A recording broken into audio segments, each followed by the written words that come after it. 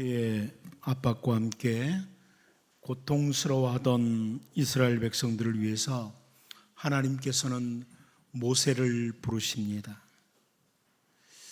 모세를 부르실 때 출애굽기 3장 9절 10절을 통해서 이렇게 말씀하세요. 이제 가라. 이스라엘 자손의 부르짖음이 내게 달하고 애굽 사람이 그들을 괴롭히는 학대도 내가 보았으니 이제 내가 너를 바로에게 보내어 너에게 내 백성 이스라엘 자손을 애굽에서 인도하여 내게 하리라. 이렇게 말씀을 하십니다. 자, 이 말씀을 듣고 모세가 하나님께 질문을 하죠. 출애굽기 3장 13절 말씀입니다.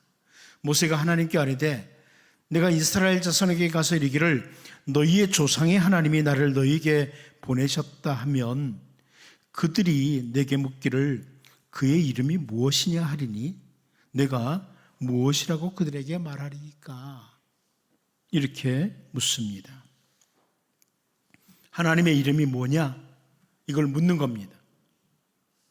그렇게 하나님을 알아가기 시작했던 모세는 그 이집트라고 하는 거대한 나라에게 행하시는 하나님의 일하심들을 계속 보면서 점점 더 하나님을 알아가게 됩니다.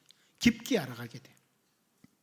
특별히 6월절에 행하신 놀라운 그 하나님의 일하심과 함께 출애굽을 하면서 모세는 더욱 하나님은 어떤 분이시냐 이것을 깊이 알게 됩니다. 예수님의 제자들도 마찬가지입니다. 제자들 각 사람이 다르게 다양한 방법으로 예수님을 따르기 시작했습니다. 그런데 예수님과 동행하면서 점점 예수님을 알아가기 시작합니다. 그 제자들 가운데 요한이나 안드레의 경우에는 세례 요한이 요한복음 1장 29절을 통해서 이튿날 요한이 예수께서 자기에게 나오심을 보고 이르되 보라 세상 죄를 지고 가는 하나님의 어린 양이로다 이렇게 선포하는 말을 듣고 예수님을 알기 시작했습니다. 그리고 예수님을 따르기 시작하면서 예수님께서 행하시는 다양한 표적들을 곁에서 계속 지켜보게 되었고 예수님이 하시는 말씀들을 계속 들으면서 점점 더 예수님이 누구신지 알아가게 됩니다. 그런데 오늘 본문에 나오는 오병이어 표적을 보면서 이 제자들은 예수님이 어떤 분이신지 좀 더 깊게 알게 되는 경험을 하게 됩니다. 제가 다시 설명드리지만 요한은 4절에서 마침 유대인의 명절인 유월절이 가까운지라 이렇게 표현을 했습니다. 보통 이스라엘 백성들은 그 유월절이라고 하는 절기가 되면 예루살렘으로 올라갑니다. 유월절이라는 절기가 되면 예루살렘으로 보통 올라가는데 그 예루살렘에서 멀리 떨어진 벳세다에서 예수님께서 오병이어 표적을 행하셨다 이렇게 언급하는 것을 보면서 우리는 오늘 본문을 출애굽 사건과 함께 살펴보려고 합니다. 이 오병이어의 표적 우리가 이미 잘 알고 있는데 이것을 바로 출애굽 사건과 관계해서 한번 보려고 합니다.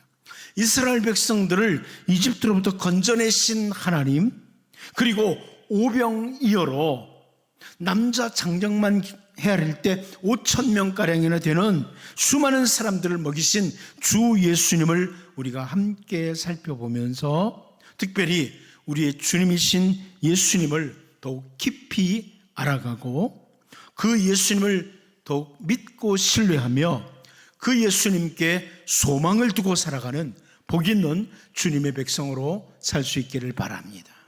첫 번째는 선한 목자입니다. 선한 목자라. 우리 본문 10절을 같이 한번 다시 읽어봅니다. 봅니다. 시작. 예수께서 이르시되 이 사람들로 앉게라 하시니 그곳에 잔디가 많은지라 사람들이 앉으니 수가 5,000명쯤 되더라. 여러분 요한은 이 오병이어 표적을 기록하면서 특별히 그곳에 잔디가 많은지라 이것을 의도적으로 기록하고 있습니다. 그곳에 잔디가 많다. 이 잔디라는 단어는 헬라어로 보면 풀밭이라는 뜻입니다. 풀밭이요. 제가 조금 번역을 하면서 이거를 풀밭으로 번역하지 왜 잔디로 번역했을까 좀 아쉽습니다. 그곳에 푸른 풀밭이 참 많았다. 많은 풀밭이라는 의미입니다. 같은 오병이어 표적을 기록하는 마가는 마가복음 6장 39절을 통해서 제자들에게 명하사 그 모든 사람으로 때를 지어 푸른 잔디 위에 앉게 하시니 그럽니다. 푸른 풀밭 위에 앉게 하셨다. 예수님께서 이 오병이어의 놀라운 표적을 어디서 했느냐? 푸른 풀밭 위에서 행하셨다. 그런데 이 오병이어 표적이 나오는 앞부분 마가복음 6장 34절을 보면요, 이런 말씀이 있습니다. 예수께서 나오사 큰 무리를 보시고 그 목자 없는 양 같음으로 인하여 불쌍히 여기사 이에 여러 가지로 가르치시더라. 바로 표적 오병이어 표적 바로 앞에 큰 무리들이 나오는 것을 보시고 이 오병이어 표적을 경험하게 되는 수많은 무리들을 보시면서 목자 없는 양 같음으로 인해서 불쌍히 여기셨다. 이렇게 말씀하고 있습니다. 그런데 그곳 푸른 잔디, 푸른 풀밭에 100명씩 50명씩 앉도록 하신 거예요.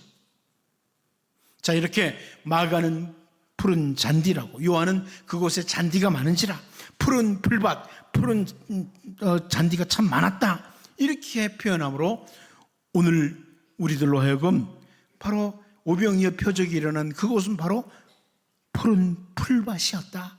아주 푸른 풀밭을 그림으로 보여주고 있는 겁니다. 연상하도록 하죠. 한마디로 목자로서의 예수님, 선한 목자이신 주 예수님께서 목자 없는 양과 같은 이들을 바라보시고 이들을 불쌍히 여기시고 이들에게 베푸신 표적이라는 의미입니다.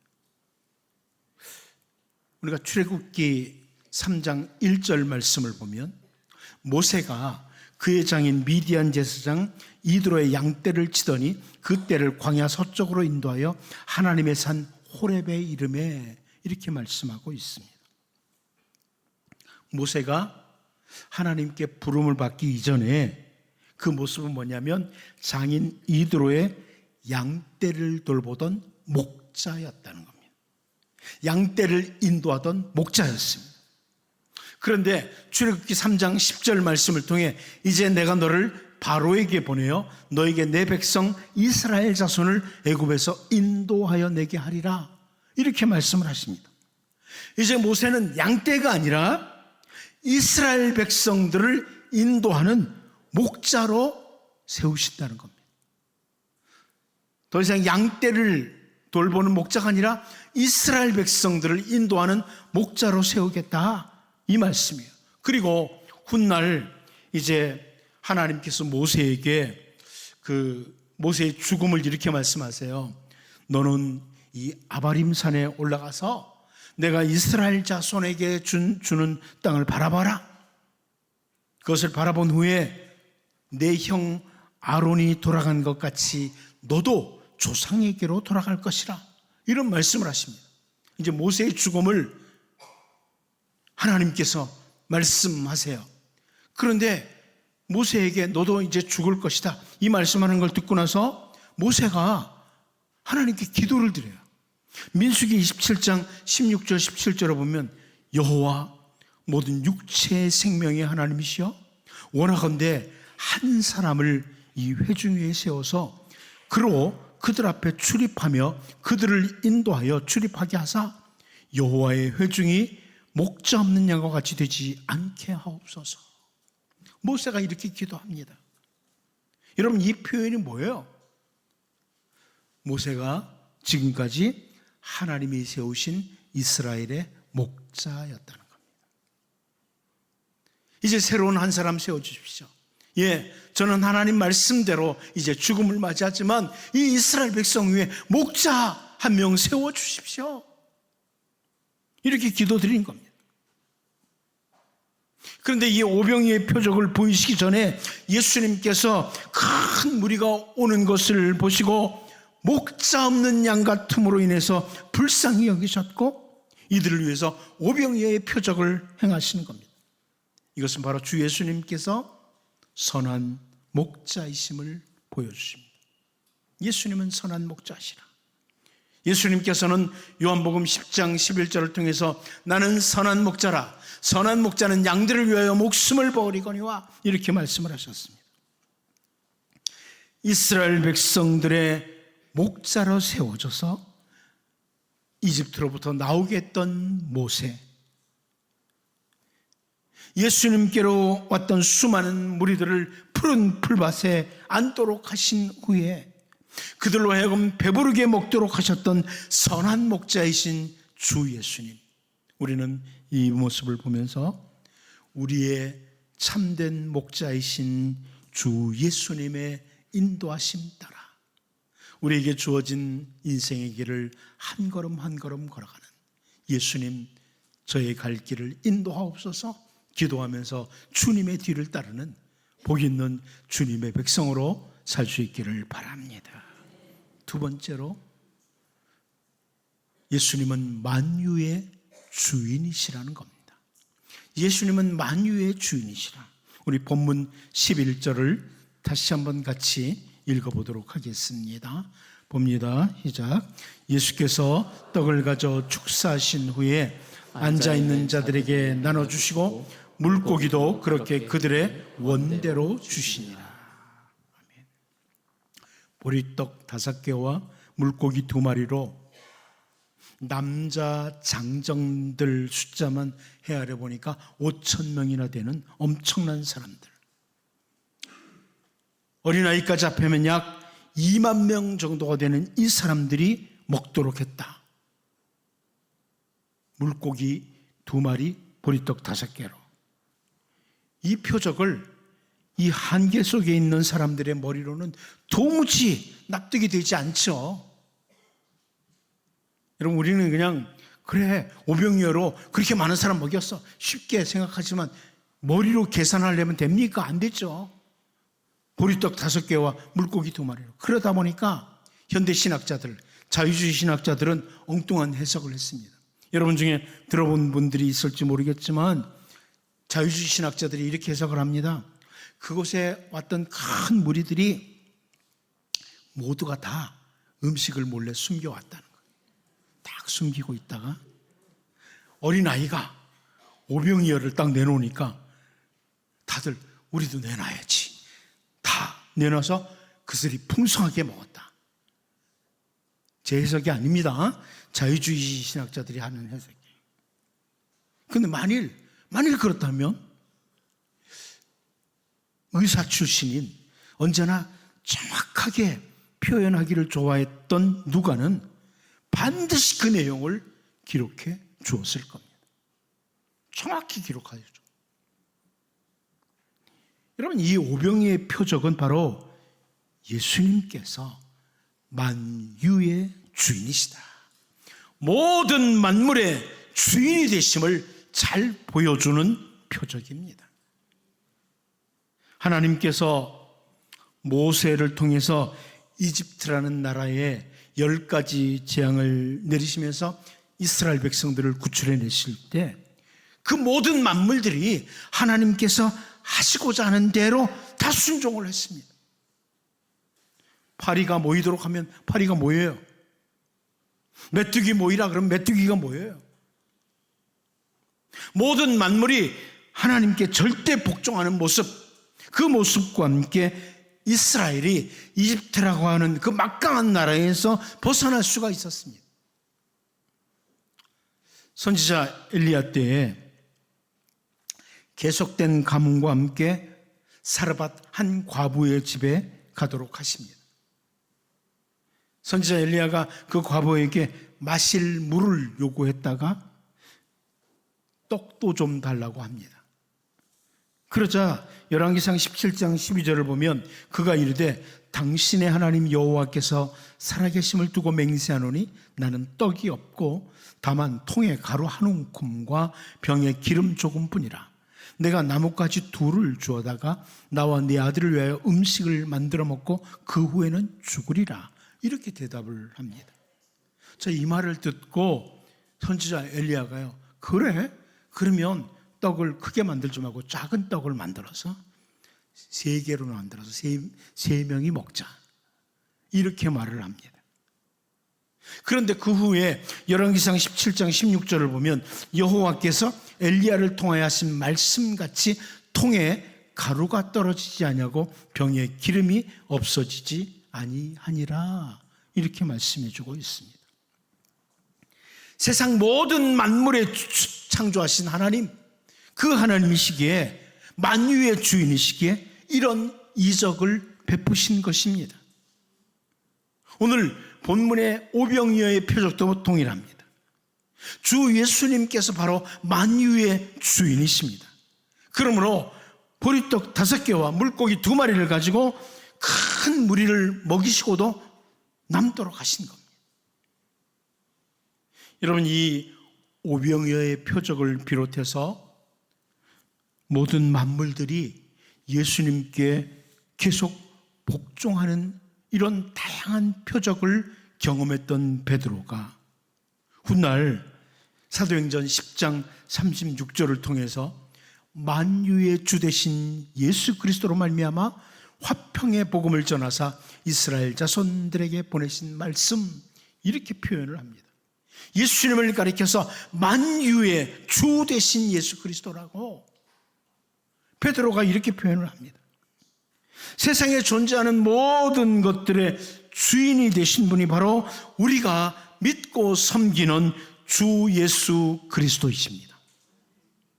그런데 그 만유의 주인이신 예수님께서 죄로 인해서 영원히 멸망을 받을 우리를 위해서 이 땅에 오셨고 우리의 모든 죄를 대신 지시고 십자가에서 대속의 죽음을 죽으셨습니다. 그래서 바울 사도는요, 빌립보서 2장 10절 11절을 통해서 하늘에 있는 자들과 땅에 있는 자들과 땅 아래에 있는 자들로 모든 무릎을 예수 이름에 꿇게 하시고 모든 입으로 예수 그리스도를 주라 시인하게 하여 하나님 아버지께 영광을 돌리게 하셨느니라. 이렇게 선포합니다. 세상 모든 만물이 주 예수님께 절대 복종하듯이 이제 모든 무릎이 예수님 앞에 꿇도록 하셨다. 모든 입으로 예수 그리스도를 주라고, 주님이라고 시인하도록 하셨다고 이렇게 선포합니다. 다른 표현으로 만유의 주인이신 주 예수님께 절대 복종하는 것이 마땅하다는 겁니다. 여러분, 출애굽할 때 모든 만물이 하나님께 순종하듯이 오병이어로 수많은 무리를 먹이시는 만유의 주인이신 주 예수님을 다시 한번 깊이 묵상하면서 우리의 참된 주인이신 주 예수 그리스도의 말씀 앞에 오직 순종으로 반응하는 복 있는 주님의 백성으로 살 수 있기를 바랍니다. 마지막 한 가지 더 봅니다. 부족이 아닌 풍성함입니다. 부족이 아닌 풍성함이라. 우리 본문 12절 13절을 다시 한번 읽어보겠습니다. 다시 봅니다. 시작. 그들이 배부른 후에 예수께서 제자들에게 이르시되 남은 조각을 거두고 버리는 것이 없게 하라 하시므로 이에 거두니 보리떡 5개로 먹고 남은 조각이 12바구니에 찼더라. 아멘. 예수님께서 예수님에게 오는 큰 무리를 보시고 빌립에게 하신 말씀이 우리가 어디서 떡을 사서 이 사람들을 먹이겠느냐, 이렇게 말씀하셨습니다. 그때 빌립의 대답이 7절 말씀을 보면 빌립이 대답하되 각 사람으로 조금씩 받게 할지라도 200데나리온의 떡이 부족하리이다 그럽니다. 200데나리온이라고 하는 거액을 들여서 떡을 산다고 해도 부족하다는 걸 강조했습니다. 족하지 않다는 겁니다. 아무리 큰 돈을 들여 사도 족하지 않을 겁니다. 그리고 안드레가 와서 예수님에게 했던 말이 9절입니다. 여기 한 아이가 있어 보리떡 5개와 물고기 2마리를 가지고 있나이다. 그러나 그것이 이 많은 사람에게 얼마나 되겠사옵나이까. 역시 현재 있는 것으로 이 사람들이 먹는다는 것은 절대적으로 부족하다를 강조합니다. 그런데 오병이어 표적으로 인해서 큰 무리가 배가 부르도록 먹고 난 후에 남은 조각이 12바구니였다고 합니다. 제자들이 12명이니까 걷어가지고 온 거, 남은 거 걷어오니까 12바구니가 되지 않았나 이렇게 생각을 합니다. 그런데 제자들이 말했던 것처럼 부족한 게 아니라 풍족했다, 풍성했다, 이런 설명입니다. 우리는 다시 모세 때 이집트로부터 이스라엘 백성들이 나올 때의 모습을 살펴봅니다. 출애굽기 12장 36절을 보면 여호와께서 애굽 사람들에게 이스라엘 백성에게 은혜를 입히게 하사 그들이 구하는 대로 주게 하심으로 그들이 애굽 사람의 물품을 취하였더라, 이렇게 말씀해 주고 있습니다. 겨우 목숨만 건진 상태에서 밤중에 몰래 도망 나온 게 아닙니다. 저 애굽 사람들 몰래 빨리 가지고 갈 것도 없어 빨리 도망가자 이렇게 하고 나온 게 아니에요. 이어서 출애굽기 12장 38절도 보면 수많은 잡족과 양과 소와 심이 많은 가축이 그들과 함께 하였으며 그럽니다. 양과 소와 심이 많은 가축이 함께 나왔다는 겁니다. 북한에서 탈북하는 사람들처럼 겨우 생명만 건진 채 나오는 것, 모든 것이 부족한 상태에서 탈출하는 것이 아니라 아주 풍성함과 함께 당당하게 나오는 모습입니다. 예수님께서 요한복음 10장 10절을 통해서 하신 말씀 우리가 잘 압니다. 도둑이 오는 것은 도둑질하고 죽이고 멸망시키려는 것뿐이요 내가 온 것은 양으로 생명을 얻게 하고 더 풍성히 얻게 하려는 것이라. 예수님 분명히 이렇게 말씀하십니다. 예수님은 우리에게 참된 생명과 함께 풍성함을 주시는 분입니다. 여러분,